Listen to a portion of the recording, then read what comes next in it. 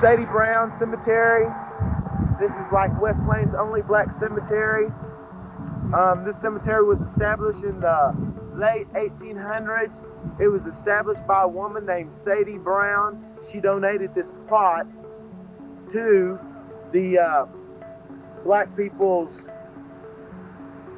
she donated it to the black people so that they could have a cemetery, because before this cemetery was established, my great-grandmother told me that they would just like bury their kin like next to where they lived or somewhere like that, but they didn't have no permanent place to bury them and no gathering, like no cemetery. Okay.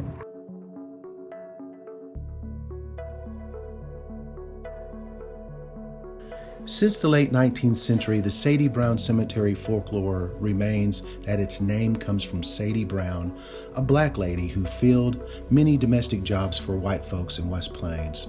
She was known to be a hard worker and was well respected in her black community and in the white community. It is only after researching property records and interviewing ancestors of the first black residents of southern Missouri that the Sadie Brown Cemetery is, in fact, named after a male African-American Methodist minister, St. Leger Sadie Brown, who owned the land and donated it to the earliest African-American settlers in southern Missouri, eventually becoming the only preeminent cemetery in the region for the African-American community.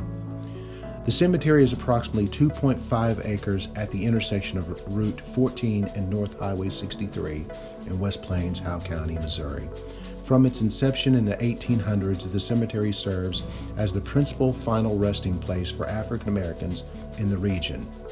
Those that rest there include decorated war veterans, Jules Towton, preachers St. Leger Brown, domestics and civic-minded citizens that all played a part in laying the foundation for the African American community.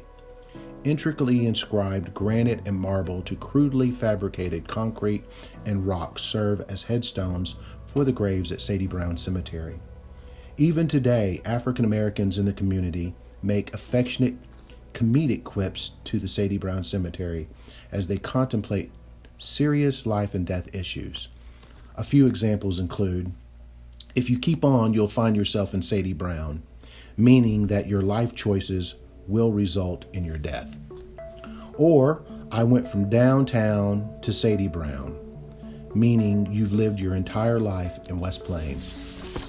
Or, "If I get too far down, just carry me out to Sadie Brown," meaning no suffering on my deathbed, just let me die. The oldest recorded burials in the Sadie Brown Cemetery are Francis Farrar and William Bobo, who died in 1880. The Farrar and Bobo families arrived in southern Missouri in 1869 from Bedford County, Tennessee, and William Bobo is the first black head of household documented in the Howe County census records. More African American settlers arrived in 1880 and settled on the same land as Farrar and Bobo that surrounds the Sadie Brown Cemetery. Amongst the new settlers were the Ball, Bradley, Brown, Smith, Shaw, Wade, and Jackson families. They came to clear land for large orchards being built by two prominent white businessmen. The rich community history of those buried and its lasting impact on the city is evident by streets and community markers named after prominent African Americans. Pony Thomas Street. Pony Thomas lived in the area for more than 40 years and had the confidence and respect of every person in the community. Robert Givhan Field, it's a baseball complex. Robert Givhan was an accomplished baseball player, shortstop, and decorated World War II veteran. The establishment of the church still operating today, Barney Oaks, Washington Street Church of Christ.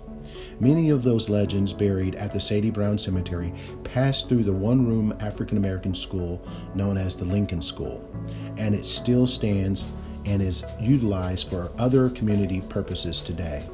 Following the death of St. Leger and his wife Sarah Brown, the land eventually ended up in the name of Rissy and May Smith. The Smiths assigned Ralph B. Thomas, Lige Oaks, and John Bobo as trustees. The successors of the cemetery today are direct descendants of the forefathers to the area's African American community. Today, the successors of Ralph Thomas, Ly Jokes, and John Bobo continue to carry the cemetery through private funding to cover the expenses. Sadie Brown endures as a lasting memory of those Howell County African American forefathers' final resting place. Although the exact history of St. Leger Brown's life is unknown, the story of the cemetery continues to be passed down through the family, friends, and communities impacted by the citizens buried at the cemetery bearing his name.